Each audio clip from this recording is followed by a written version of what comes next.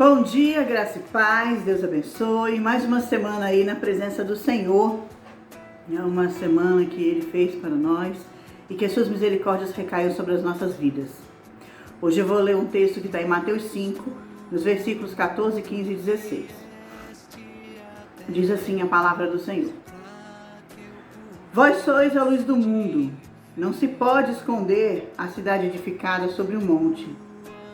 Nem se acende uma candeia para colocá-la debaixo do alqueire, mas no velador, e alumia a todos os que se encontram na casa.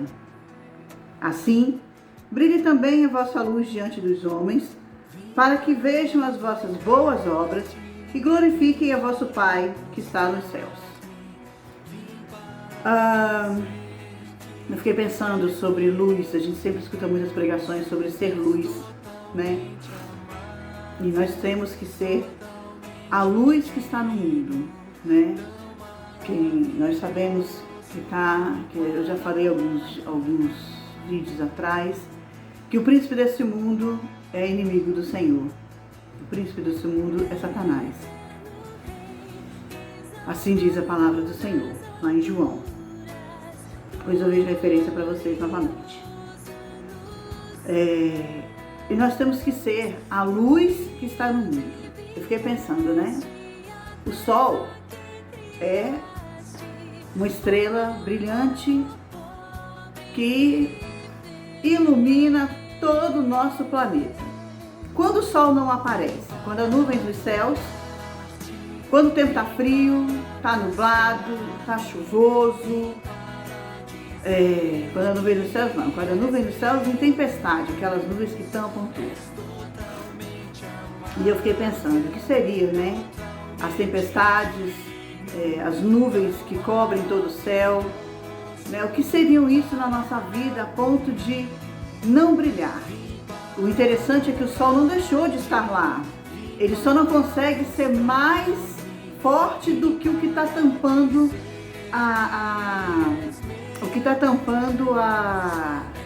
a iluminação completa dele. Mas se nós percebermos, ele não deixa de brilhar.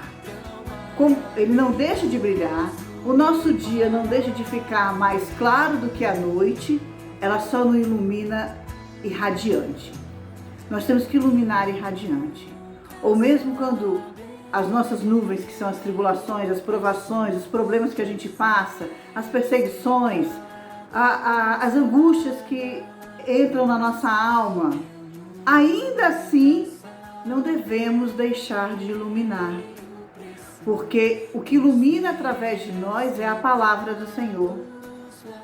O que deve iluminar através de nós é o Senhor, na pessoa do Espírito Santo.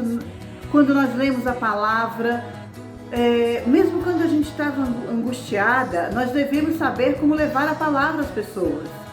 Eu fico pensando, teve uma época, eu morava em Brasília, num chamado setor O. Quem mora em Brasília sabe que é um setor bastante perigoso, né? Eu não sei como está hoje, mas na época eu saí de lá, inclusive, porque muitas vezes à noite eu acordei com tiroteio na avenida e a minha casa ficava na avenida. O medo de uma daquelas balas perdidas entrarem e matar a mim ou a minha filha era algo assim que me aterrorizava.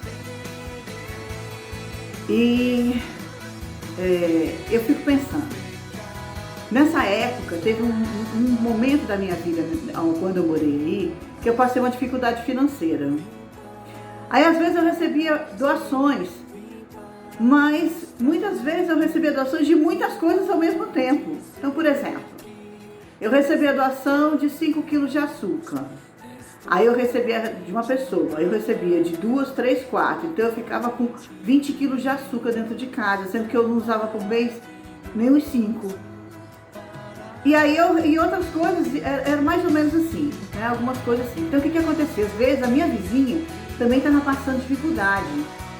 E eu pegava aquele pacote de açúcar e dividia com ela, ou seja, na minha necessidade, eu encontrava meios também de ajudar quem estava na necessidade junto comigo, né?